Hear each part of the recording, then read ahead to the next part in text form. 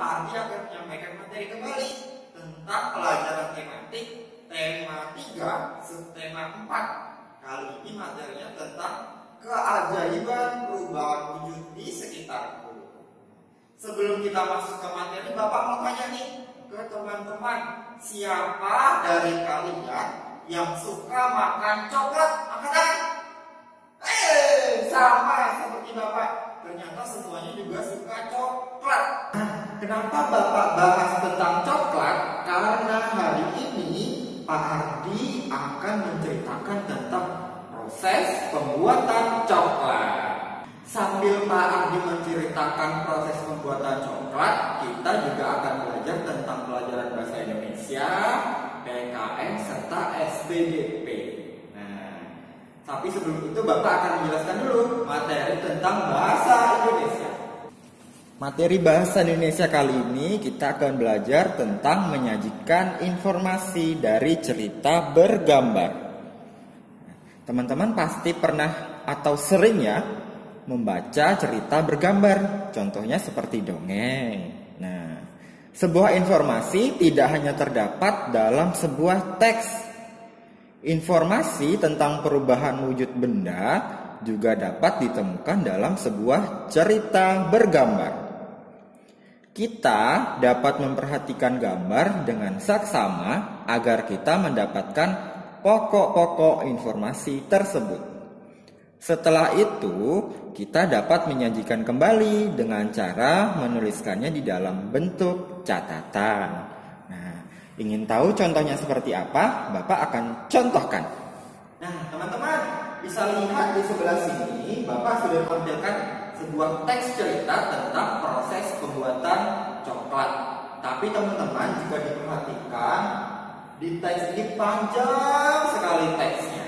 Nah, di pelajaran bahasa Indonesia kali ini kita akan belajar bagaimana cara meringkas sebuah teks yang panjang ini menjadi teks yang singkat tanpa mengurangi isi dalam cerita tersebut.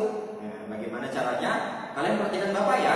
Teman-teman, cara pertama untuk meringkas sebuah teks bacaan yang panjang seperti ini adalah satu, kita harus membaca dengan teliti. Dan juga yang kedua, kita harus membaca dengan penuh pemahaman. Setelah itu, langkah ketiga, kita baru bisa meringkas dengan bahasa kita sendiri. Contohnya seperti ini. Dibantu dengan bantuan gambar, kita akan meringkas sebuah teks dengan bahasa kita sendiri. Seperti gambar pertama, langkah pertama dalam pembuatan coklat adalah mengambil buah coklat dari pohonnya. Di samping sudah ada pohon coklat nih. Bagi yang belum pernah melihat pohon coklat, ini adalah bentuk pohon coklat teman-teman. Lantas bagaimana buahnya ya? Nah, ini adalah contoh buah coklat. Bagi yang belum pernah lihat teman-teman, ini adalah contoh buah coklat. Pertama-tama kita akan mengambil buah coklat dari pohonnya. Kemudian langkah selanjutnya kita harus mengambil biji buah coklat seperti di gambar. Dari biji buah coklat di sini masih ada buahnya ya, atau daging buahnya berwarna putih. Langkah selanjutnya, buah ini kita ambil, kemudian setelah kita ambil, kita bersihkan daging buahnya. Setelah kita bersihkan daging buahnya, kemudian langkah selanjutnya kita akan jemur biji coklat tersebut sampai benar-benar kering. Setelah biji coklat kering, langkah selanjutnya adalah dengan memasukkan biji buah coklat yang kering, tadi ke dalam mesin penggiling. Kita akan jadikan buah coklat ini atau biji coklat ini menjadi bubuk. Digiling menjadi kecil-kecil sekali. Setelah menjadi bubuk, kemudian baru kita bisa olah teman-teman. Kita olah bagaimana caranya? Seperti di gambar, ada alat untuk mencetak menjadi coklat-coklat yang bisa kita kalian makan ya, seperti yang ada di toko-toko. Itu tadi contoh dari Bapak bagaimana cara meringkas sebuah bacaan. Bagaimana? Lebih singkat bukan? Dibandingkan dengan teks sebelumnya seperti ini yang panjang, Bapak meringkas semua itu tadi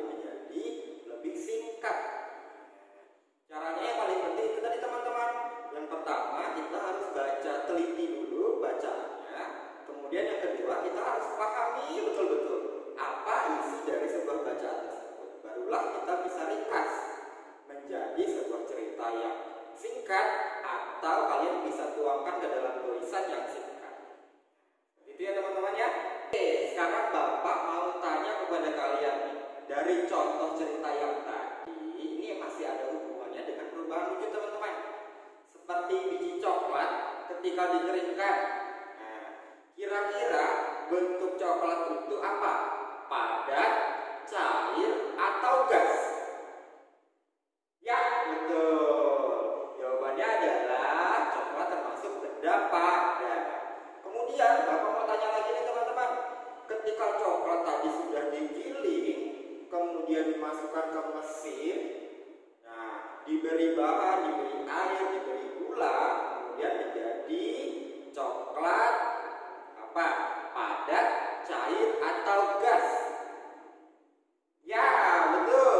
Menjadi setelah diberi air, diberi gula, coklat tadi menjadi coklat cair. Tapi teman-teman, ketika coklat cair itu didiamkan selama beberapa waktu, lama-lama coklat itu akan berubah kembali menjadi benda apa? Padat, cair, atau gas? Ya, betul sekali. Coklat cair tadi ketika didiamkan akan berubah kembali menjadi bentuk atau wujud yang padat. Tunggu aja deh teman-teman ya.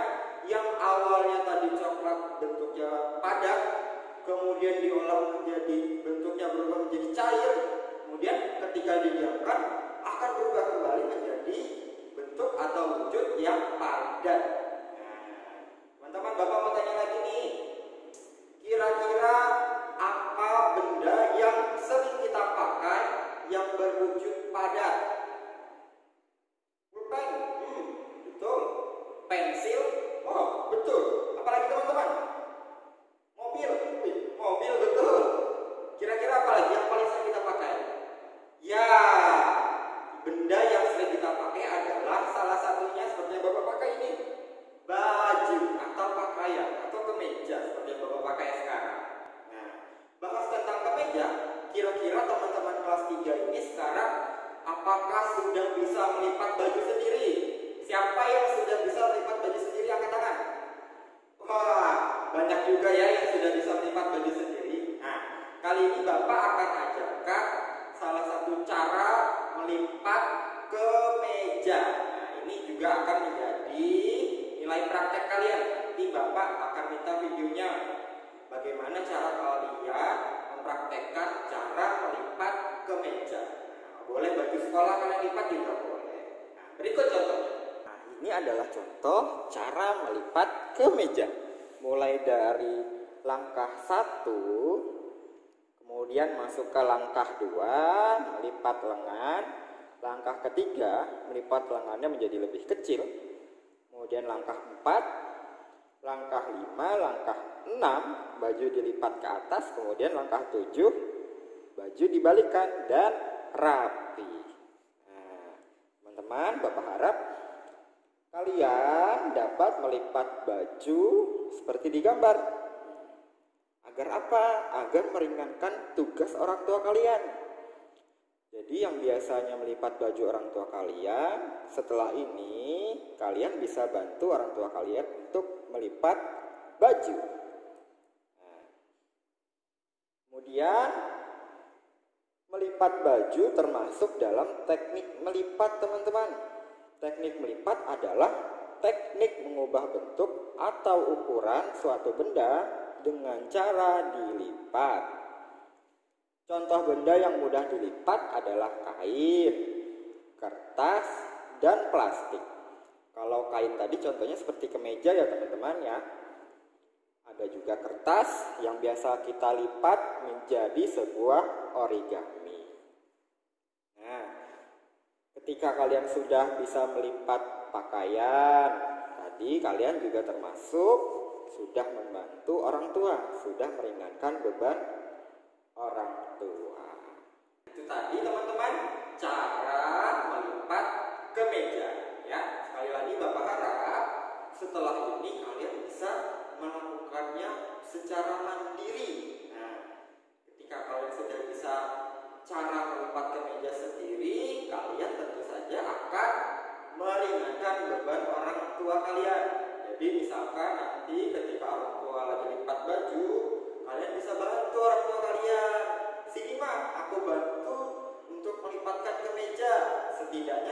kenalin sendiri dulu yang dibantu.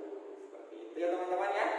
Nah, ngomong-ngomong tentang pakaian tadi termasuk benda apa ya teman-teman ya? Padat, cair, atau gas? Ya, betul, termasuk benda padat. Itu salah satu contoh benda padat yang sering kita pakai. Sekarang Bapak mau tanya nih, kira-kira benda padat apa lagi yang biasanya ada di sekolah? Ayo sebutkan. Ya, spidol. Terus apa lagi? Ya, penghapus. Terus ya, alat kebersihan seperti sapu atau sekop. Sapu atau sekop ini biasanya kita gunakan untuk piket kelas. Nah, untuk piket kelas, untuk membersihkan kelas agar kelas menjadi bersih. Piket ini sendiri dilakukan dengan secara kelompok, entah 3 atau sampai 5 orang. Agar apa? Bapak Bunda membagi piket kelas agar pekerjaan menjadi ringan teman-teman, agar pekerjaan cepat selesai. Nah, seperti itu Bapak Bunda kenapa membagi piket secara berkelompok. Kenapa Bapak bahas itu? Karena ini ada hubungannya tentang materi PPKN. Materi PPKN kali ini kita akan membahas bersatu dalam keberagaman di sekolah. Menerapkan sikap bersatu dalam keberagaman di sekolah memiliki banyak sekali manfaat ya teman-teman. Manfaat tersebut antara lain sebagai berikut. Yang pertama, membuat suasana belajar menyenangkan. Yang kedua, menumbuhkan sikap peduli. Dan yang ketiga, mempererat persaudaraan. Teman-teman, manfaat kerja kelompok dalam keberagaman tadi tidak hanya seperti yang Bapak sebutkan, pekerjaan menjadi cepat selesai atau pekerjaan menjadi ringan. Ada kalanya Bapak Bunda juga membagi kelompok dalam sebuah pembelajaran. Misalkan pembelajaran matematik, Bapak Bunda akan membagi kelompok-kelompok, kelompok 1, kelompok 2, dan kelompok 3. Maksudnya Bapak Bunda membagi itu alasannya kenapa? Maksudnya adalah agar di dalam diri kita tumbuh sikap sosial, sikap peduli, dan juga yang paling penting adalah tumbuhnya suasana yang menyenangkan. Tercipta suasana yang menyenangkan apabila kerjaan dilakukan bersama-sama. Seperti itu teman-teman. Nah, untuk materi hari ini sekian dulu ya. Apa yang sudah kita pelajari hari ini? Yang pertama kita sudah belajar tentang bagaimana cara meringkas teks, ya. Kemudian yang kedua bagaimana cara melipat pakaian, dan yang ketiga bagaimana cara kita memaknai dalam sebuah keberagaman beserta manfaat. Oke, Bapak harap ilmu yang Bapak berikan hari ini bermanfaat. Sampai ketemu di pertemuan selanjutnya, ya. Tetap sehat, tetap pakai masker apabila bepergian keluar ya teman-teman ya.